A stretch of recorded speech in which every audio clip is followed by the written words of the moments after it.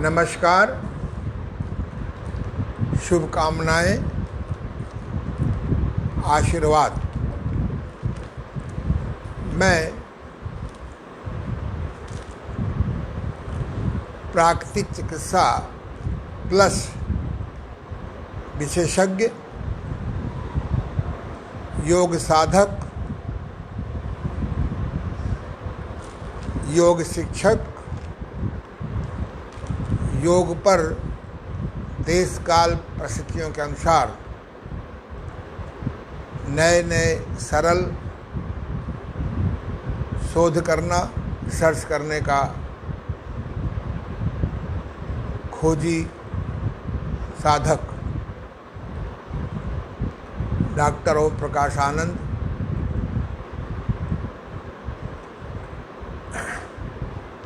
कुछ दिन पूर्व मैं ध्यान समाधि में नित्य की भांति बैठा हुआ था तो मेरी स्मरण में आया कि मनुष्य दो प्रकार के रोगों से ग्रसित है, काय मनो और मनोकाय। काय माने शरीर, मन आप समझते ही हैं। शरीर की बीमारी के कारण शरीर के में उत्पन्न संचित विकार के कारण, विकार के संचित होने के कारण मन पर भी प्रभाव पड़ जाना।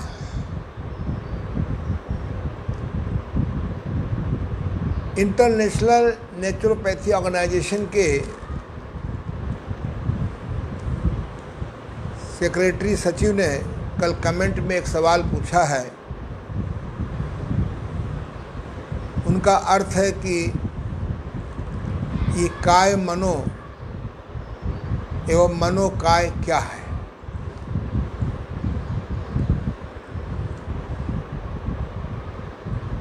काया के कारण मन की सकारात्मकता में प्रभाव पड़ जाना। पेट नहीं साफ हो रहा है, किसी ने कुछ पूछा, क्रोध आ गया।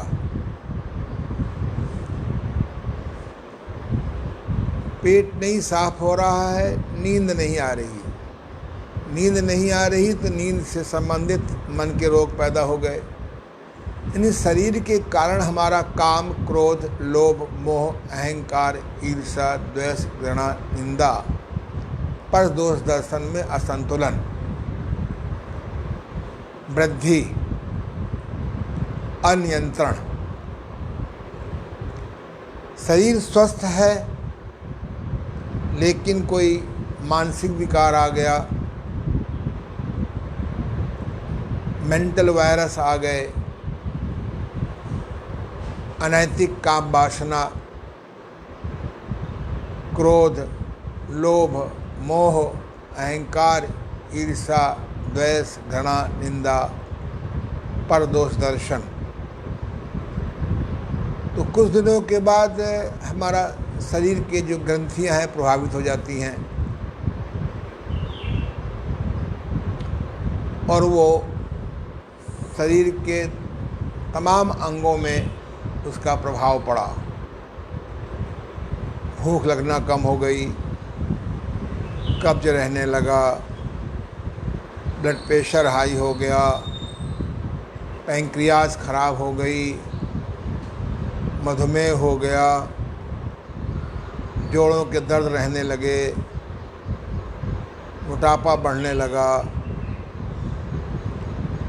इसलिए जो अच्छे प्राकृतिक चिकित्सक होते हैं वह मिट्टी चिकित्सा, पानी चिकित्सा, धूप चिकित्सा, हवा चिकित्सा, आकाश चिकित्सा यानी युक्त उपवास के साथ साथ महतत्व चिकित्सा पर भी जोर देते हैं।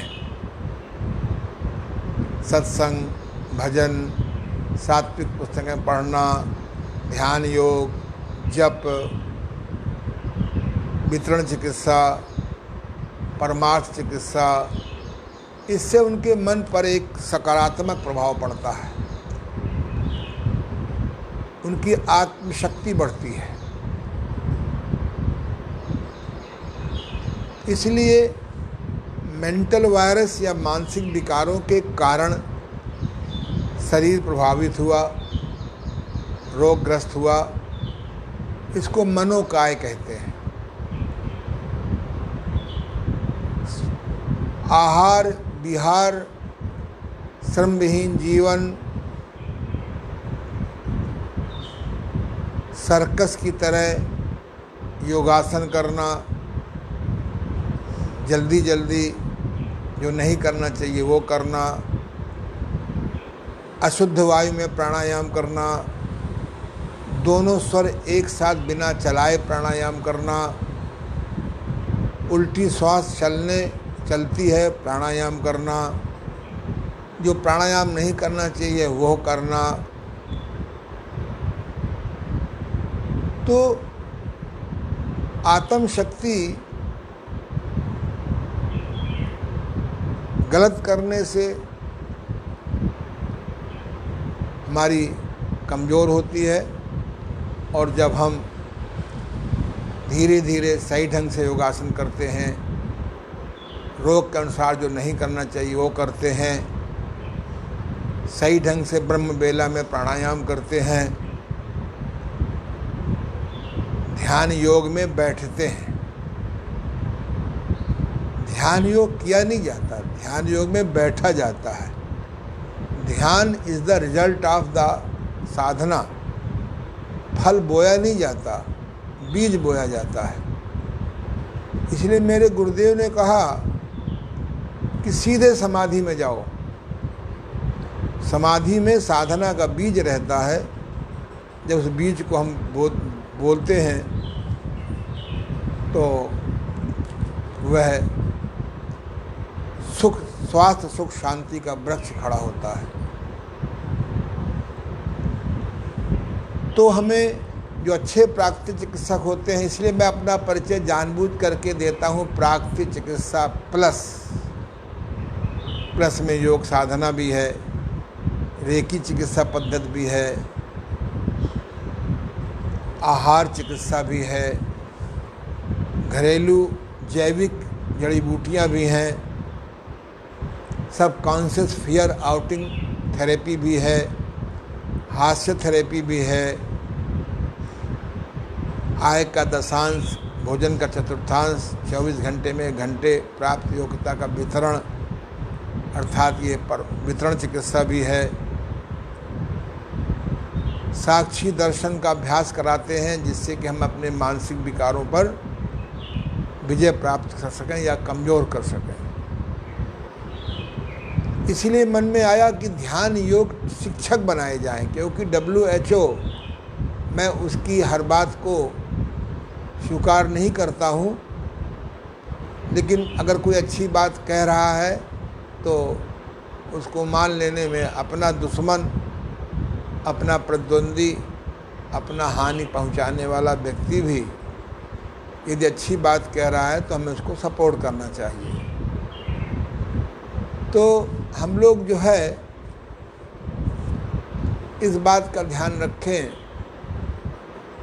कि साक्षी दर्शन का भी अभ्यास करना चाहिए, क्योंकि साक्षी दर्शन से बढ़कर विद इन सम मिनट्स के अंदर how to relax your brain and how to relax your mind and how to go into samadhi with some minutes से पहुंचाने वाली, उससे मुझे अभी तक कोई क्रिया नहीं मिली। तो आइए, हमने प्रथम दिन ध्यान योग शिक्षक या मानसिक चिकित्सकों या मानसिक विकारों को जगाने से ग्रस्त लोगों को जगाने के लिए मैंने इसको 5 भागों में बांटा। ध्यान योग को अपनी सनातन संस्कृति के अनुसार पहले दिन हमने आपको सिखाया था पादस्थ ध्यान। बचपन में हमें हमारी दुनिया की नज़रों में अशिक्षित माँ ने हमें हनुमान चालीसा पढ़ने को प्रेरित किया। जब कक्षा 6 में पहुँचे, 6 में पहुँचे, संस्कृत की पढ़ाई शुरू हुई तो मेरे पिताजी ने भगवत गीता का एक श्लोक मुझसे रोज़ सुनने लगे। मुझे बोला करके सुनना ये उनकी एक विधि थी। मुझे उस समय तो भगवत गीता की बात समझ में नहीं आई और अब कुछ कुछ आने लगी। अब जब हम अपनी श्रद्धा के अनुसार से दुर्गा चालीसा पढ़ें, चाहे काली चालीसा पढ़ें, चाहे माँ सरस्वती चालीसा पढ़ें, चाहे हनुमान चालीसा पढ़ें, यदि हम इसको नियमित 1 बार, 2 बार, 3 बार, 4 बार पढ़ते हैं तो फिर रट जाता है, याद हो जाता है। फिर आँख बंद करके, हाथ जोड़ करके वो चालीसा पढ़ने से हम कुछ दिनों में चालीसा में डूब जाते हैं। इस पाद चालीसा या पादस्थ ध्यान में डूब जाना, इसको हम पादस्थ समाधि कह सकते हैं। समाधि माने होता है डूब जाना। जब महात्मा लोग मरते हैं तो हमारे देश की परंपरा है कि उनको जलाते नहीं हैं, उनको ज़मीन के ऊपर एक समाधि बनाते हैं। इसी प्रकार से हम मिट्टी से ढक देते हैं। ऐसे ही हम विचार मुक्त होकर के, जब विचार जागते हुए विचार मुक्त हो जाते हैं, इसको यौगिक समाधि कहते हैं। इस अवस्था में हमारा आत्मा परमात्मा से कनेक्ट हो जाती है। परमात्मा हमें कभी गलत गाइड नहीं करेगा, हमें गलत मार्गदर्शन नहीं देगा। इसीलिए मैं कहता हूँ कि जब भी आप ध्यान में बैठो, अपना पेन खुला रखो और अपनी एक डायरी रखो कि भगवान स्वयं नहीं आ जाएंगे, वो भगवान हमें गाइड करता है, ईश्वर हमें गाइड करता है। अंतःकरण में बैठा हुआ वह अदृश्य जगत हमें गाइड करता है। कैसा जीवन जिएं, जल्दी सोएं, जल्दी जागें, किसी माँ बहन को देख करके पवित्र भाव ही रखें, किसी की समृद्धि देख करके ललचाएं नहीं। ये सारी चीज़ें तभी संभव हैं जब हम बचपन में पादस्थ ध्यान में डूबेंगे। बड़े में भी कर सकते हैं, ये शरीर बड़ा हुआ है, आत्मा तो वही है। दूसरे दिन हमने आपको सिखाया था रूपस्थ ध्यान। मैं इस बात को स्पष्ट कह रहा हूँ, हमारे यहाँ मूर्ति पूजा कभी नहीं हुई है। मूर्ति में सनातन ऋषियों द्वारा घोषित देवताओं के ईश्वर को हमने पूजा है। मेरे सामने एक चित्र है,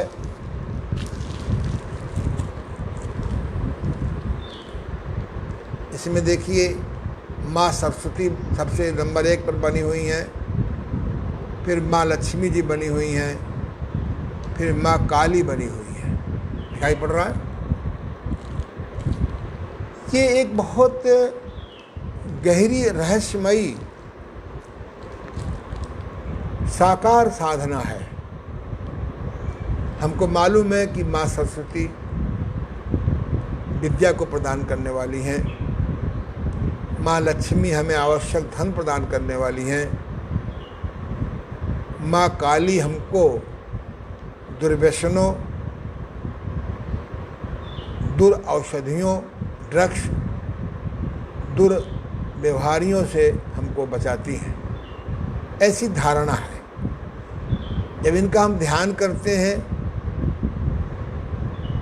अलग अलग या एक साथ, तो उस धारणा के अनुसार हमारा चित्त बन जाता है।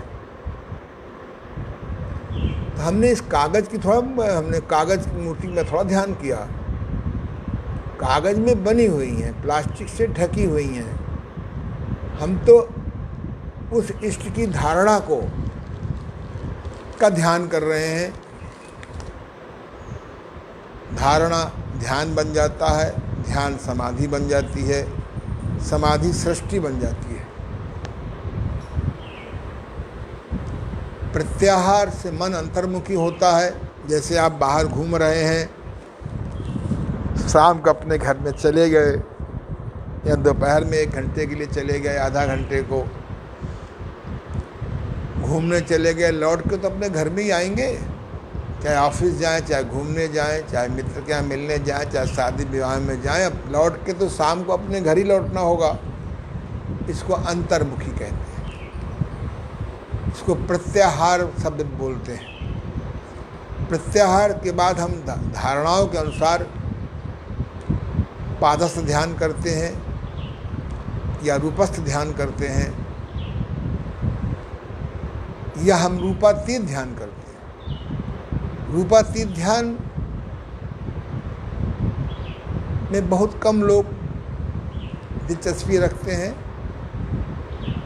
कोई झगड़ा नहीं है, कोई निराकार साधक है, ईश्वर के अस्तित्व को स्वीकार नहीं करता, तो वो प्रकाश ध्यान कर सकता है। और प्रकाश तो हर वस्तु में छिपा हुआ है। ये हमारा लकड़ी का घड़ियाल है, अगर इसको हम जला दें और ठीक से जला देंगे तो प्रकाश निकलेगा। हम किसी वस्तु में अगर आग लगा दें, धुआं ना निकलने दो, आग ही तो निकलेगी, और आग निकलेगी तो प्रकाश होगा। संसार की प्रत्येक वस्तु में प्रकाश छिपा हुआ है। संसार की प्रत्येक वस्तु में, सूर्य और चंद्रमा जहाँ 2 बहुत बड़े अस्तित्व हैं, वहीं पर जुगनू भी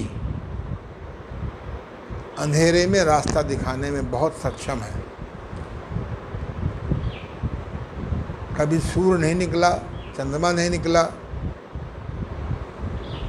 आप जंगल में फंस गए हैं, अगर वहाँ जुगनू आ जाता है तो 4, 6, 8, 10 जुगनू आ जाते हैं आपके आसपास, तो आपको यात्रा दिख जाती है कि रास्ता किधर है। क्या हम जुगनू को धन्यवाद देते हैं? सूर्य और चंद्रमा को तो धन्यवाद शायद ही आप देते हो, जिसके कारण आप चलते फिरते हैं। तो इसलिए प्रकाश ध्यान बनाया गया। आज हम आपको सिखा रहे हैं पिंडस्थ ध्यान। पिंडस्थ ध्यान, पिंड का ध्यान। हठ योग में तो 7 चक्र को जो पिंड मानते हैं, न जागने की स्थिति में पिंड जैसे होते हैं, गोला जैसे होते हैं, बॉल जैसे होते हैं। तो हमारे यहाँ एक सूत्र है, यथा ब्रह्मांडे तथा पिंडे। जो कुछ भी ब्रह्मांड में है वो सब इस पिंड में है। इस शरीर को भी पिंड कहते हैं, गेंद को भी पिंड कहते हैं, गोल गोल चीज को पिंड कहते हैं। चंद्रमा भी पिंड है, सूर्य भी पिंड है। यथा ब्रह्मांडे तथा पिंडे, हमारा सेल भी पिंड है। जो शरीर की सबसे छोटी इकाई है वो भी पिंड है, माने गोल गोल है। सारे तारे दूर से गोल दिखते हैं। यथा ब्रह्मांडे तथा पिंडे, अर्थात जो कुछ भी ब्रह्मांड में देख रहे हैं, सुन रहे हैं, सूंघ रहे हैं आदि, वो सब हमारे इस पिंड अर्थात इस शरीर में भी हैं, इस ह्यूमन बॉडी में भी हैं। सृष्टिकर्ता की सबसे श्रेष्ठ कृति ह्यूमन बॉडी है, ये मनुष्य का शरीर है। यह मनुष्य प्राणी है। हमारे हठ योग में बताते हैं कि हमारी दाईं आंख सूर्य स्वभाव की है, इसलिए मैग्नेट थेरेपी में इसमें नॉर्थ पोल लगाते हैं।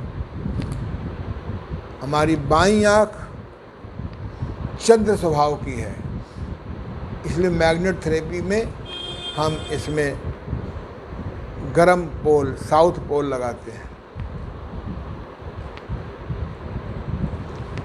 हमारा दायां स्वर सूर्य स्वर कहलाता है, हमारा बायां स्वर चंद्र स्वर कहलाता है। हमारे दाईं तरफ का जो शरीर है वह सूर्य क्षेत्र कहलाता है, और जो बाईं तरफ का भाग है शरीर का वो चंद्र क्षेत्र कहलाता है। इसी प्रकार से बहुत विस्तार है, उस विस्तार में नहीं जाना चाहता हूँ। इस शरीर में ध्रुव तारा भी है, सप्त ऋषि भी हैं, धूमकेतु भी है, ये हमारी रक्त नलिकाएं हैं, ये नदियाँ हैं। ईडा माँ गंगा नदी है, पिंगला माँ यमुना नदी है, जो सुषुम्ना बीच में है वो माँ सरस्वती नदी है। ऐसे पहाड़ हैं,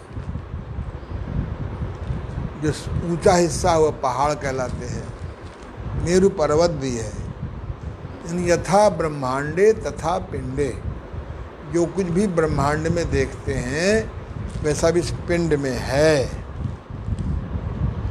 इसी प्रकार से शरीर में 7 लोक भी हैं। मूलाधार चक्र, स्वाधिष्ठान चक्र, मणिपूरक चक्र, ये आपका हृदय चक्र, फिर विशुद्ध चक्र, ये आपका आज्ञा चक्र, मूलाधार, स्वाधिष्ठान, मणिपूरक, अनाहत, विशुद्ध, आज्ञा और सहस्त्र चक्र, इनको भी पिंड बोलते हैं। कुंडलनी जागरण में इन पिंडों को घड़ी की दिशा में किया जाता है। इन पिंडों को विकार रहित करते हैं, इन पिंडों को की शक्ति बढ़ाते हैं, सकारात्मक शक्ति बढ़ाते हैं। बड़े बड़े योगी इसको सिद्ध करके संसार का कल्याण करते हैं। कभी समय परमात्मा देगा इस पर मैं अलग चर्चा करूँगा। हमारे यहाँ यज्ञ पद्धति में एक आता है ओम भू, ओम भुवः, ओम स्वहा, ओम महा, ओम जनाः, ओम तपा, ओम सत्यम। ये वेद मंत्रों के द्वारा भी जगाए जाते हैं। इसी प्रकार से हमारे शरीर में सेल के बाद टिश्यू होते हैं, टिश्यू के बाद ऑर्गन होते हैं, ऑर्गन के बाद सिस्टम होते हैं, सिस्टम के बाद ज्ञानेंद्री, कर्मेंद्री होती हैं, अंतः अवयव भी होते हैं, ऑर्गन भी होते हैं। उसी प्रकार से हमारा मस्तिष्क भी होता है। तो हमारा मस्तिष्क दिखाई नहीं पड़ता, हमारा मन दिखाई नहीं पड़ता, हमारी आत्मा दिखाई नहीं पड़ती। शरीर का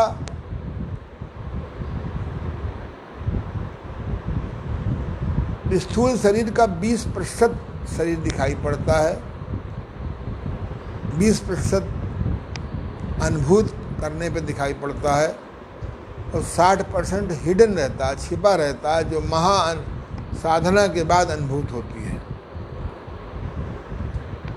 जैसे समुद्र की यात्रा में कभी कभी लगता है कि जहाज में के सामने एक बर्फ़ का टुकड़ा बह रहा है, तो पास जाने से मालूम पड़ा कि 10% दिखाई पड़ रहा है, 90% पानी के अंदर है। तो जहाज टकरा जाते थे। अब जहाज़ों में ऐसा सिस्टम बना हुआ है कि उसमें एक प्रकार की चाकुएं चलती हैं आपस में, और मालूम पड़ जाता है कि सामने बर्फ़ का टुकड़ा नीचे दबा हुआ है। तो हमारा मन, हमारी बुद्धि, हमारा आत्मा, हमारी ज्ञानेंद्रियां, ये अंडरग्राउंड है। इनके बीमार होने पर मनोकाय होता है। शरीर के बीमार होने पर इंद्रियां बीमार होती हैं, फिर हमारा ब्रेन बीमार होता है, काय मनो होता है। तो हमारे शरीर में जो सबसे छोटी इकाई है वो सेल है। मैं बिहार योग विद्यालय के आदि संस्थापक स्वामी सत्यानंद जी को प्रणाम करता हूँ। उन्होंने बहुत अद्भुत अद्भुत खोजें की हैं।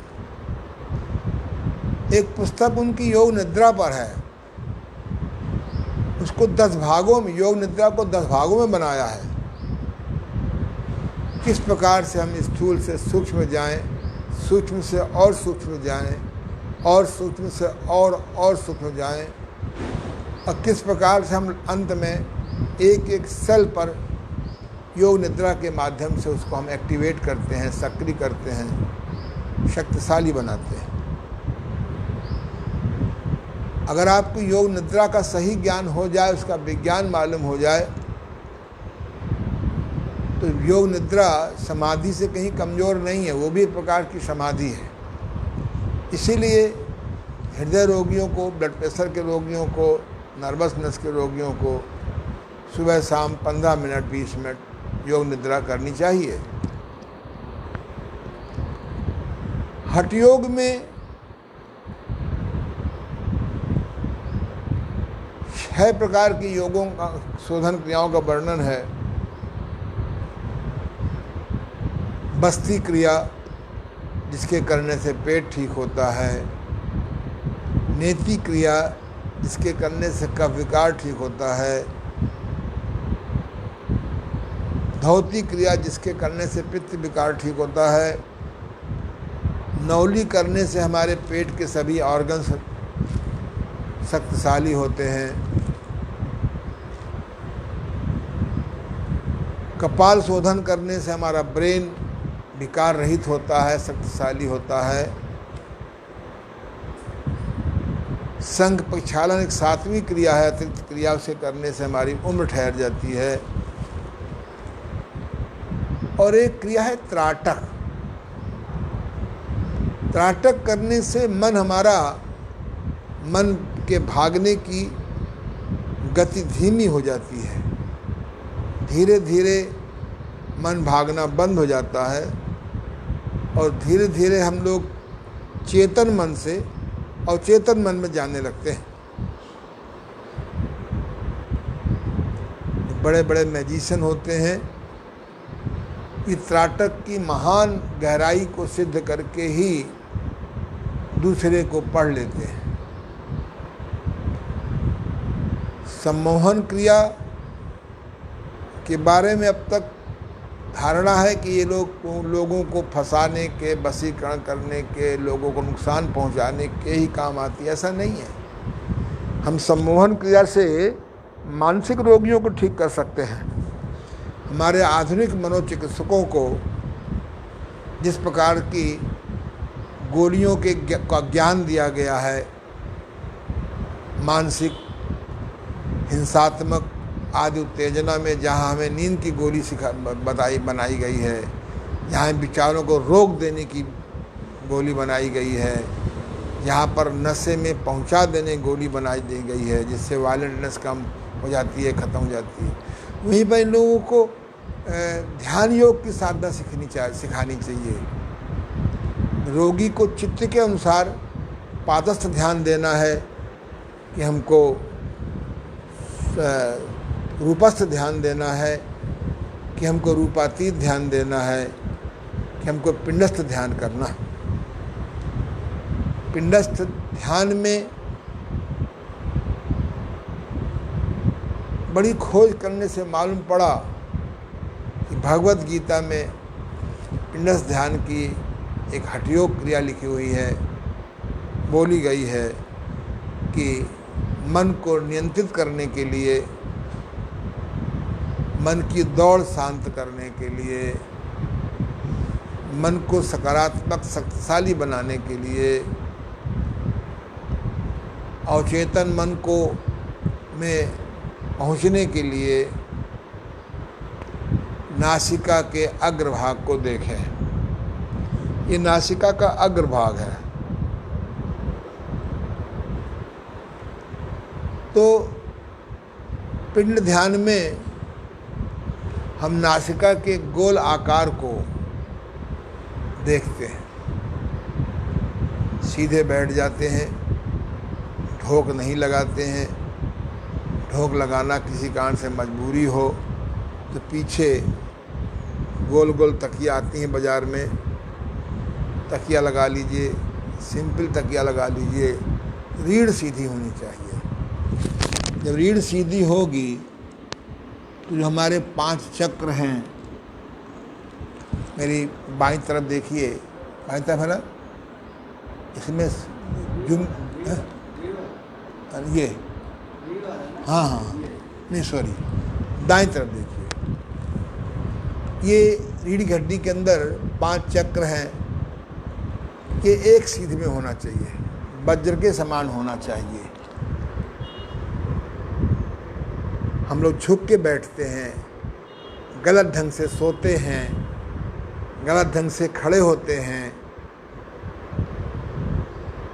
और फिर उम्मीद करते हैं, गलत ढंग से गाड़ी चलाते हैं, गलत ढंग से बिना घुटना मोड़े हुए पैर छूते हैं, फिर आशा करते हैं कि हमारे को कमर दर्द ना हो, गर्दन दर्द ना हो, न्यूरेटिक पेन ना हो।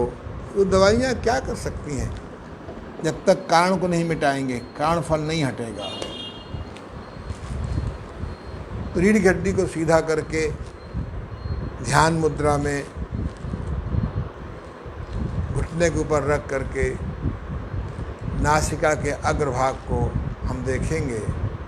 इसका सही विधान तो ये है कि सामने दीवार में एक बड़ा भारी सफ़ेद चादर लगा दीजिए, जिससे कि सफ़ेदी के अलावा कुछ न दिखे, और नासिका के अग्रभाग में हम देखेंगे। अब मैं नासिका के अग्रभाग को देख रहा हूँ, क्योंकि सामने सफ़ेदी नहीं है इसलिए मुझे दुर्गा जी की मूर्ति भी दिख रही है। गुरुदेव डॉक्टर शंभुनाथ जी की ध्यान द्वारा जीवन की मौलिक पुस्तक भी दिख रही है, शक्तियाँ कैसे जगाएं। ये मुझको पानी का जार भी दिख रहा है, ये घड़ियाल भी दिख रहा है, सामने फर्श भी दिख रही है। कि इस स्थिति में ये त्राटक नासिका का अग्र पिंड ध्यान सिद्ध नहीं होगा, फिर भी लाभ मिलेगा। तो आप इसको करना चाहें तो एक ऐसा कमरा बनाइए, सफ़ेद चादर लगा दीजिए, दिखाई पड़ने वाली सीमा तक अन्य कोई वस्तु ना दिखे। फिर आप आंख बंद करके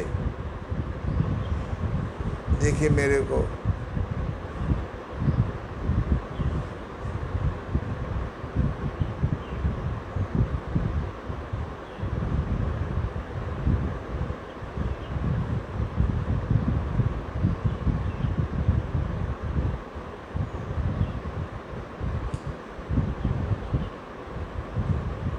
जब आँख दर्द होने लगे तो आँख बंद कर लेते हैं। मन को नासिका के अग्रभाग में ही मन को लगाते हैं। जब प्रयास करके मनोयोग से नासिका के अग्रभाग में लगाएंगे तो मन की दौड़ शांत कम हो जाएगी या रुक जाएगी। इस मन की दौड़ की गति को धीमा करना और रोक देना ही तो इस नासिका के अग्रभाग का ध्यान का उद्देश्य है। इसी प्रकार से आप अपने आँख बंद करके हृदय में ले जाइए मन को, हृदय की धड़कन उसकी सुने, न तेज चलाएं न धीमा चलाएं।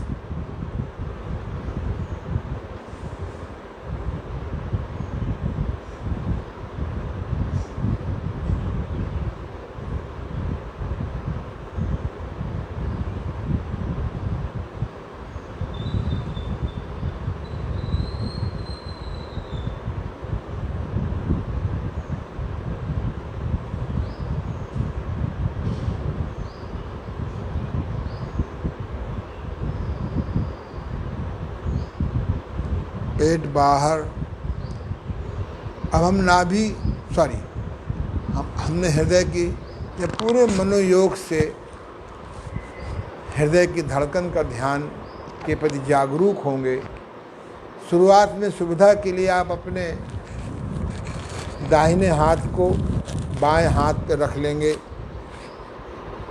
और हृदय की धड़कन के स्पंदन को हाथ के माध्यम से मस्तिष्क में उसका स्थान बनाएंगे। अभ्यास करिए। हृदय की धड़कन के प्रति जागरूक होइए।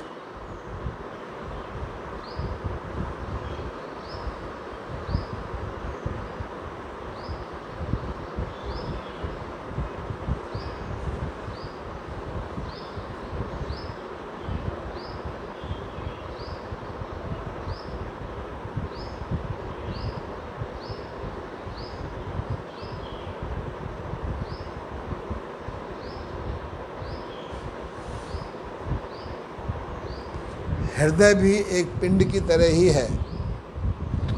जब हम हृदय की धड़कन पर अपने आप को अलर्ट करते हैं, जागरूक करते हैं, तो ये हृदय स्पंदन ध्यान हो गया या हृदय स्पंदन त्राटक हो गया। जब नासिका के अग्रभाग पर जागरूक होते हैं तो नासिका रूपी पिंड का ध्यान हो गया। धीरे धीरे यह जाग जाता है और हमारा मन की गति भागने की धीमी हो जाती है। जैसे हम सकारात्मक पोषण देते हैं तो मन हमारा शक्तिशाली और सात्विकी हो जाता है। इसी प्रकार से नाभि का स्पंदन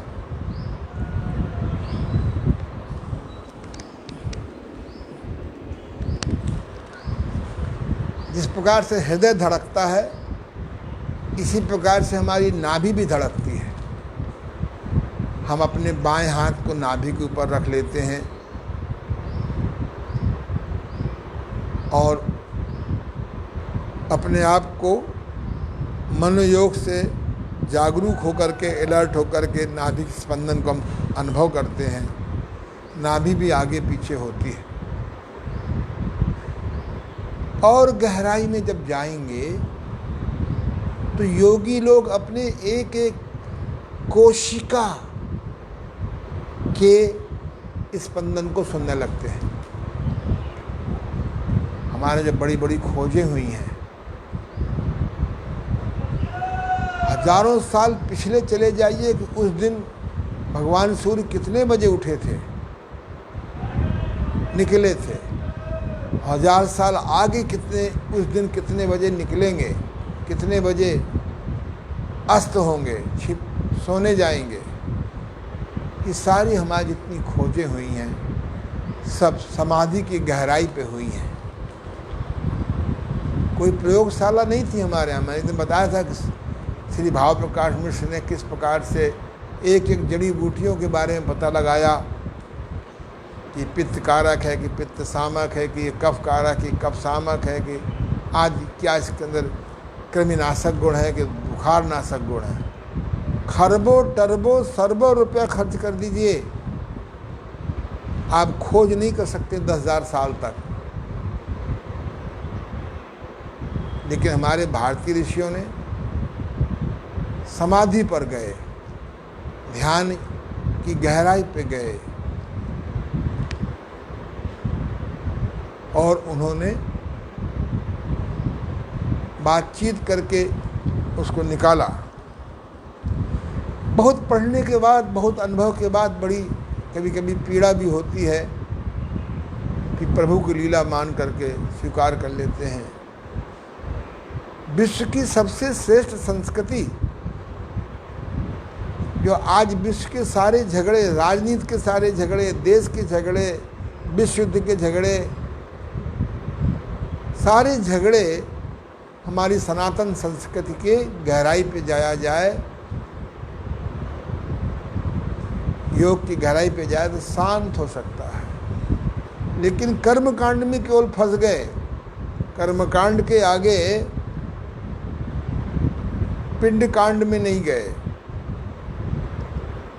रूपस्थ कांड में नहीं गए, रूपातीत कांड में नहीं गए। और हम लोग बिखर रहे हैं, बिखर गए हैं। हम ऐसा इंतज़ाम करते हैं बाह्य जगत का, उस बाह्य जगत की याद, सुरक्षा और मुकदमों में ऐसा फंस जाते हैं कि जीवन को 10, 20, 30, 40, 50 साल पहले ही बीमार और ख़त्म कर लेते हैं, समाप्त कर लेते हैं। मनुष्य कितना अज्ञानी हो गया है, कैसे कैसे झूठे साधनाओं को धर्म मान करके आपसी युद्ध में लगे हुए हैं। जब मैं इस क्षेत्र में आया और जब मैं अपने गुरुदेव के साथ उनके चमत्कार देखे, वो दिखाते नहीं थे चमत्कार, पर चूँकि साथ रहता था तब समझ में आया कि योग साधना, योग शिक्षा, योग चिकित्सा कितनी अद्भुत विद्या है। अभी मैंने सुना है कि 30 जुलाई को हमारे वर्तमान प्रधानमंत्री उत्तर प्रदेश में आ रहे हैं और 6 या 8 एम्स डिक्लेयर करेंगे। हंसी आती है कि वहाँ जाकर के आदमी किस प्रकार से काकस ग्रुपों से घिर जाता है। खुशी होती कि 6 आयुर्वेद योग प्राकृतिक चिकित्सालय खोले जाएं या खोलेंगे। आज दुनिया की बीमारियों को रोकथाम कर सकते हैं, घटा सकते हैं। तो योग आयुर्वेद योग प्राकृतिक चिकित्सा इस त्रिवेणी से ही घटा सकते हैं। अकेले प्राकृतिक चिकित्सा से भी नहीं घटा सकते, अकेले आयुर्वेद से नहीं घटा सकते, अकेले आप योग साधना से नहीं घटा सकते। तीनों का संगम, उसमें 5, 6, 10 नाले गिराए जाएं। मैग्नेट थेरेपी का नाला, एक्यूप्रेशर का नाला, आहार चिकित्सा का नाला, रेकी का नाला, ये नाले गिराए जाएं। हम संसार को बहुत अच्छा बना सकते हैं, प्रेम में बना सकते हैं। इनमें अरबों खरबों टरबों रुपया खर्च होगा, कुछ दिनों के बाद वहाँ तामसी आदमी बैठ जाएगा। बाकी आप समझते हैं क्या होता है तामसी आदमी। न वहाँ व्यवस्था चलेगी, न व्यवस्था होगी, बस पैसे की कमी बताते रहेंगे। हम कुछ कर नहीं सकते, केवल हम बोल सकते हैं। इस 7-8 साल की काल में एक एक गांव में आयुर्वेद योग प्राकृतिक चिकित्सालय खोले जा सकते थे। नवयुवकों को काम दिया जा सकता था। हम देश की बीमारियों को घटा सकते थे। देश में शक्तिशाली बहादुरों को उत्पन्न कर सकते थे। मैं कोई शिकायत नहीं कर रहा हूँ। भाई शिकायत करने की क्या कारण है? मैं तो अनुभव कर रहा हूँ। मैं स्वयं आज 72 में स्वस्थ, सक्रिय और सकारात्मक हूँ, जबकि 20 साल की उम्र में मैं अस्वस्थ था, नकारात्मक हो गया था, औषधियाँ करता था, औषधियाँ काम ही नहीं करती थी। वही अब औषधियों की शादी की भी आवश्यकता पड़ती हो। कैसी सुंदर क्रियाएं हैं। अगर ये हमारे देश में षटकर्म संघ प्रक्षालन का प्रचार हो जाए, ये जल्दी जल्दी कठिन आसनों के प्रदर्शन की बीमारी खत्म हो जाए, गलत ढंग से प्राणायाम, अति प्राणायाम करने की परंपरा को धीमा कर दिया जाए, ध्यान की सही विधाओं को चला दिया जाए, एक नई दुनिया बन जाएगी। लोगों के आधुनिक दवाइयों से पेटेंट आयुर्वेदिक औषधियाँ भी जब इनकी पोल खुलेगी तो ये भी कम, इनमें भी कम मिलावट नहीं है। इसलिए हमारे ऋषि मुनि सब बताते थे जाओ दूब घास ले आओ, उसको साफ करके पीस लो और छान के पी जाओ। छोटी छोटी घरेलू जड़ी बूटियां बताते थे, लेकिन कुव्यापारीकरण हमारा व्यक्तिगत जीवन, हमारा पारिवारिक जीवन, हमारा सामाजिक जीवन, हमारा राष्ट्रीय जीवन प्रभावित कर रहा है। दौड़ते चले जा रहे हैं एक ऐसी अंधी दौड़ जिसमें दुख ही दुख, बीमारी ही बीमारी, तनाव ही तनाव, डिप्रेशन ही डिप्रेशन। तो आइए हम लोग पिंड ध्यान में नासिका के अग्रभाग का ध्यान करें, या हम हृदय के स्पंदन का पिंड ध्यान करें, या हम नाभि के स्पंदन का ध्यान करें। कोई सारे प्रयोग नहीं करना है। अपनी सुविधा अनुसार जब आप मॉल जाते हैं तो सारा सामान नहीं खरीद लाते हैं, जो आवश्यकता होती है उसको खरीदते हैं। ऐसे ही आप इस मेरे द्वारा शिक्षित ध्यान मॉल में अपने सनातनी ध्यानों को तरफ ध्यान दीजिए। इसी प्रकार से हम बाह्य पिंड में भी ध्यान कर सकते हैं, सूर्य का भी त्राटक कर सकते हैं। वह अज्ञानी है जो कहते हैं सूर्य का त्राटक 15 मिनट करो। मैंने तो कलर 15 साल में कलर ब्लाइंड कैसे ठीक हो इस पर खोज की है। रोगी भी ठीक हो गए हैं, कुछ नहीं ठीक हुए। हमने खोज किया कि जो लोग बचपन में सूर्य पर त्राटक करते हैं, हमारे अंदर का प्रिज्म जो कलर का डिवीजन करता है खराब हो जाता है।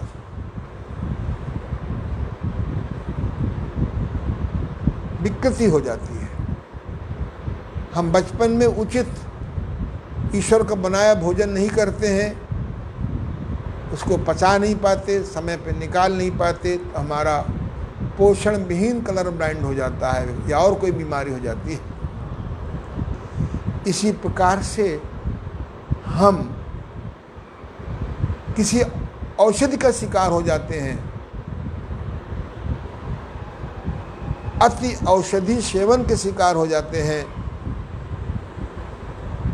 कब्ज, गैस, एसिडिटी के कारण अन्य बीमारी से ग्रस्त हो जाते हैं।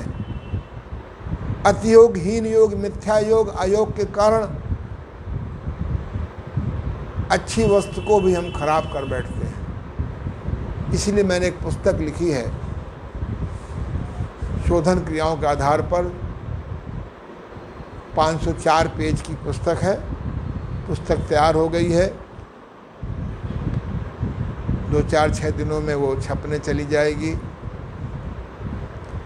जो उसका दूसरा खंड आए, दूसरा एडिशन आएगा, उसमें 100 पेज बढ़ जाएंगे।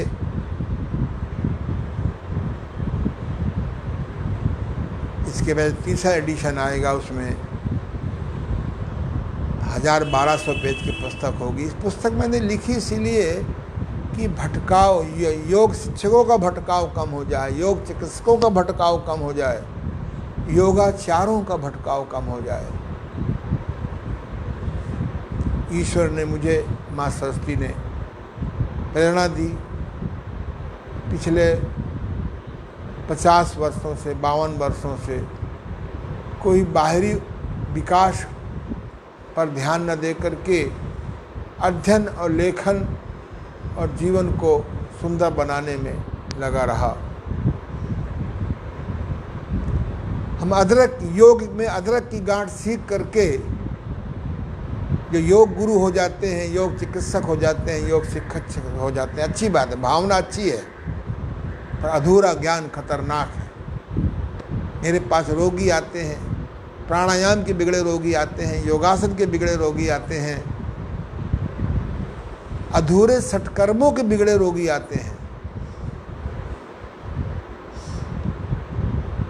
और प्रायः मैं उन लोगों को, अगर वो मुझे समय देते हैं, समर्पण करते हैं, तो स्वस्थ हो जाते हैं या सुखी हो जाते हैं।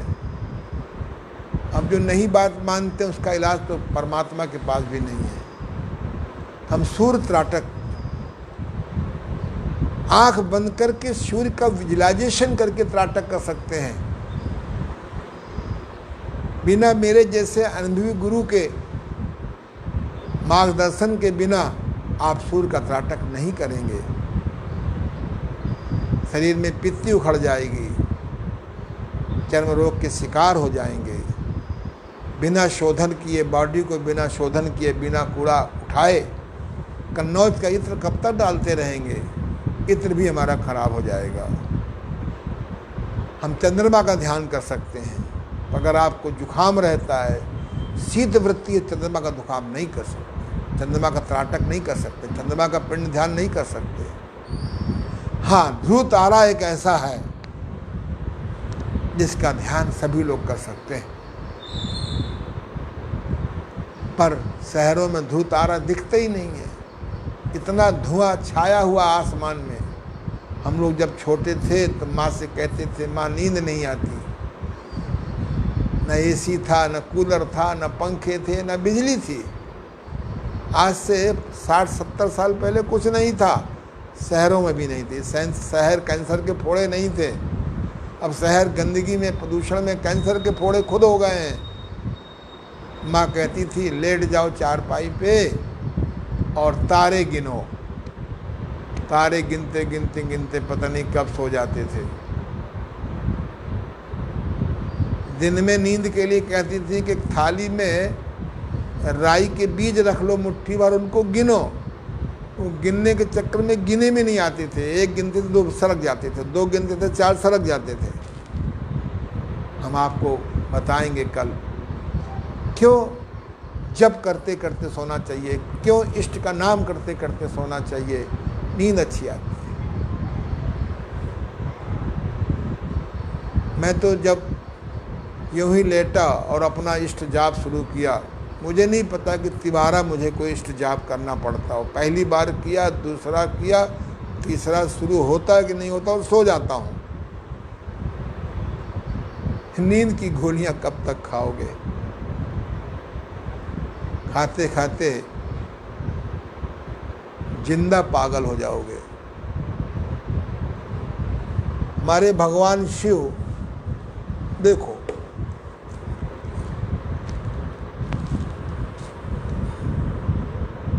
दिखाई पड़ रहा है? देखो, भगवान शिव भी ओम का ध्यान करते करते, प्रकाश का ध्यान करते करते ही सो पाए हैं। और सोते सोते प्रकाश का ध्यान करते। आप क्राइम पेट्रोल 100 देख के सोते हैं, वारदात करके सोते हैं। ये हमारी सनातन संस्कृति को नष्ट कर देने वाले, जिनको आपने फिल्म के हीरो हीरो आदर्श बना रखे हैं, इनकी नंगाई, इनकी अश्लीलता, इनके गंदे डायलॉग सुन के सोते हैं। कैसे अच्छी नींद आएगी? कब वो दिन आएंगे जब इन पर रोक लगेगी? हमारी नई नौजवान संस्कृति को नष्ट कर दिया गया। हमारा नौजवान कितना भटक गया, कितना बेरोजगार हो गया, कितना मानसिक रोगों से ग्रसित है। सबका एक ही कारण है कि हमारी सनातन संस्कृति को बढ़ावा नहीं दिया गया, प्रोत्साहन नहीं दिया गया। आओ लौटें, आओ लौटें। बहुत आगे जाके नष्ट हो चुके हैं। ये शिक्षा, बीए माने बेकार आदमी। बीए किया नहीं कि आप बेकार आदमी हो गए। बेकार आदमी कभी बीए शब्द होता है। बीए किया नहीं कि बेरोजगार आदमी हो गए। बेरोजगार आदमी का भी बीए होता है। एमए किया नहीं कि आप मैड हो गए। लौटो, हमें लौटना होगा। आफ्टर हाई स्कूल एजुकेशन ही नहीं होनी चाहिए। जिसको जिस लाइन में जाना चाहिए 5 साल उसकी शिक्षा मिलनी चाहिए, मॉरिशस की तरह। यहाँ बीए करना एक फैशन बन गया है। मैं इसलिए कह रहा हूँ कि हम अगर जड़ पे अटैक नहीं करेंगे, योगा भी करेंगे, योग का डिस्ट्रक्शन भी होगा, हो रहा है, देखता रहता हूँ। अब दुखी नहीं होता, साक्षी भाव में चला जाता हूँ। इसलिए आप शिवलिंग, हमारे यहाँ मंदिरों में शिव होते थे, वो भी शिव पिंड है। अच्छे साधक वहाँ बैठ करके मंदिर में शिवलिंग का ध्यान करते हैं, त्राटक करते हैं, कभी बंद आंखों से, कभी खुली आंखों से। हमारे यहाँ मूर्त शिवलिंग छोटे छोटे बना दिए गए हैं। सफ़ेद शिवलिंग में काला, काले शिवलिंग में सफ़ेद, छोटा सा। ये शिवलिंग एक पिंड ध्यान है, पिंड ध्यान है। तो जो दूर से गोल गोल दिखे या गोल गोल हो,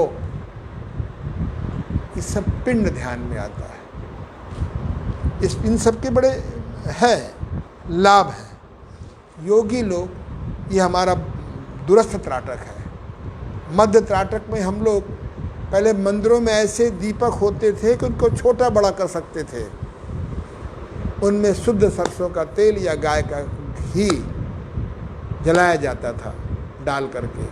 हम अपनी आँखों के सामने उसको एडजस्ट करके उस दीपक का ध्यान, दीपक की लौ का ध्यान करते थे। मन कैसे अंतर्मुखी हो, मन कैसे शक्तिशाली हो, मन की दौड़ कैसे शांत हो।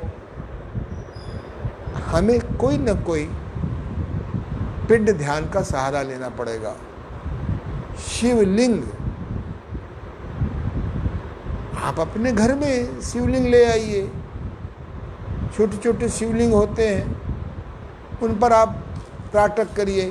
त्राटक करने वालों को आँखों का व्यायाम जरूर करना चाहिए। मोबाइल देखने वालों को आँखों का व्यायाम जरूर करना चाहिए। मोबाइल देखने वालों को स्वयं का मूत्र सवेरे का डालें या गौमूत्र डालें या प्याज और ये शहद सब मात्रा में मिला के उसका रस आँखों में डालें, गुलाब जल डालें। हमारे देश की ऐसी संस्कृति थी, ऐसी जड़ी बूटियों का घर घर प्रचार था कि लोग खुद बना लेते थे, घरेलू उद्योग बन जाते थे। आओ हम अपनी सनातन संस्कृति की ओर लौटें, अपनी प्राकृतिक संस्कृति की ओर लौटें, अपनी सात्विक संस्कृति की ओर लौटें। यदि हमको अपना व्यक्तिगत जीवन ठीक करना है, पारिवारिक जीवन बेटर बनाना है, सुंदर बनाना है, हम अपने समूह को ठीक करना है। राष्ट्र प्रेम के नाम से केवल बातें करने से कुछ नहीं होगा। पर्यावरण की रक्षा करनी पड़ेगी।